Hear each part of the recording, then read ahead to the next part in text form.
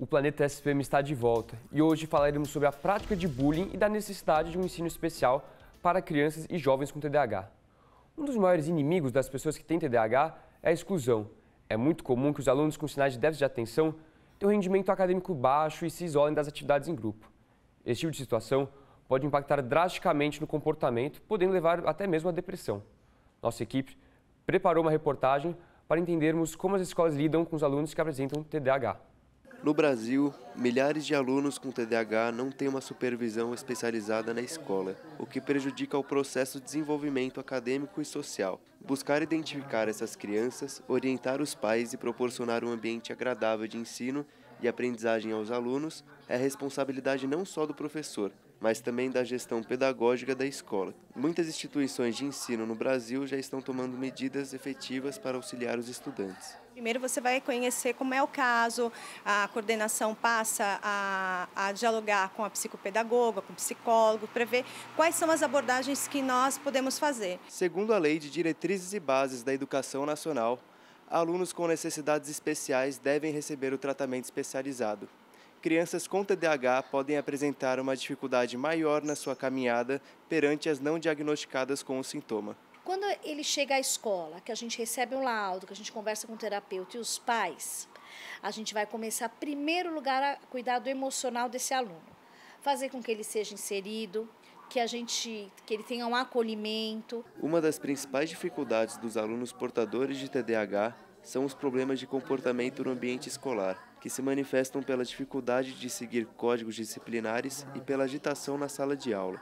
Muitas escolas não estão preparadas e ainda tem muito o que aprender para enfrentar esse desafio. Mas, de modo geral, nós conseguimos atender às necessidades e todos os resultados estão sendo muito bons. Para lidar com alunos com TDAH, gestores e educadores das escolas precisam estar preparados para compreender as dificuldades e saber desenvolver iniciativas que os auxiliem a manter o interesse e o foco nas atividades. E, além disso, os próprios terapeutas preparam os professores nesse dia a dia da rotina pedagógica.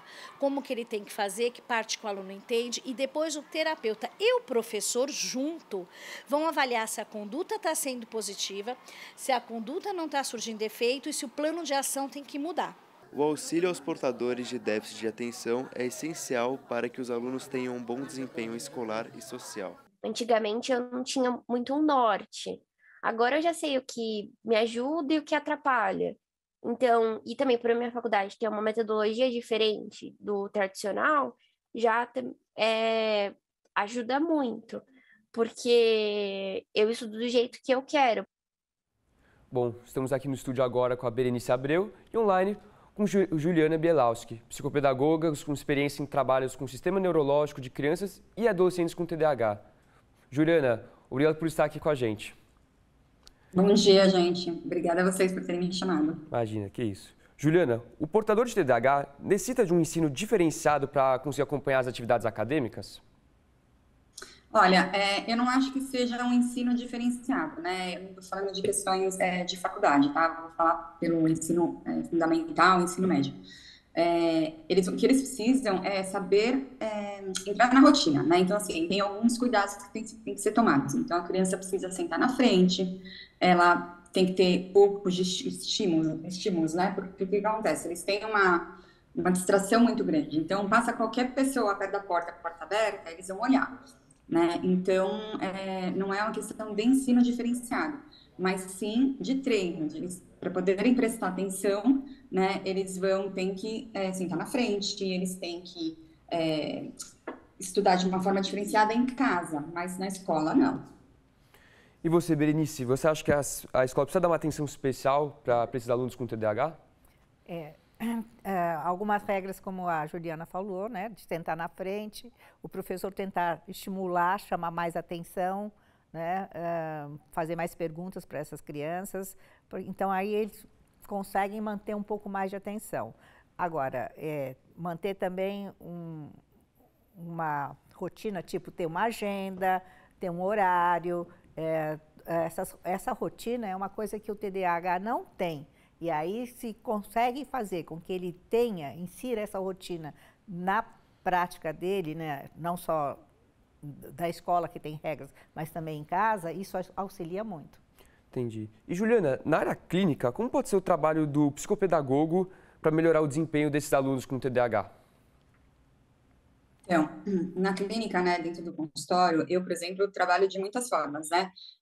Eu trabalho muito com lúdico e principalmente a organização, né? Tanto mental quanto organização de vida mesmo. Então, a gente faz um calendário, a gente faz uma rotina. Eu até brinco com os meus pacientes que eu falo, se eles precisam tomar banho às 6 da tarde, né? Estão lá os horários, né? O organograma do dia. E não necessariamente tem que ser às 6 da tarde, mas é para eles terem um norte do que eles têm que fazer no dia, né? Porque senão eles ficam completamente perdidos. E como eles não têm essa organização mental, isso acaba saindo da alçada deles, né? Então eles têm que saber mais ou menos o que eles têm que fazer, né? Que nem a questão de quando eles vão estudar. Eles têm que saber o que eles vão estudar, o que eles precisam fazer, né? Como eles vão estudar, entendeu?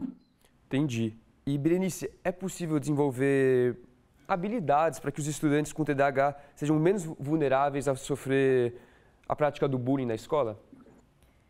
A prática de bullying na escola atualmente é difícil estar coordenando isso, né?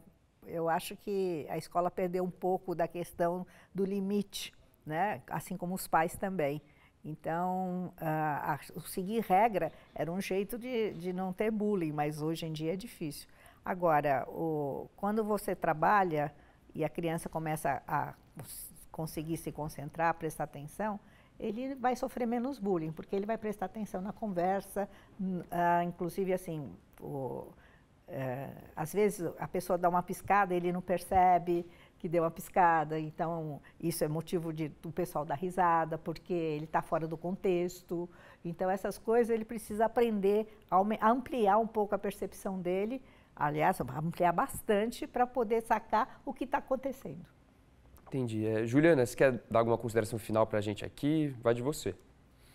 Então, eu acho que assim, hoje realmente o que a Berenice falou, né, a questão do bullying é uma coisa muito complicada, né, nas escolas, e eu acho que vai um pouco da escola também, né, eu tenho pacientes que têm TDAH que nunca sofreram bullying, né, eles são super inseridos, a gente está aqui na região do Morumbi, e tem escolas que estão preparadas ou estão se preparando para isso, né, acho que não é só uma questão de bullying com TDAH, o bullying está sério em vários outros quesitos.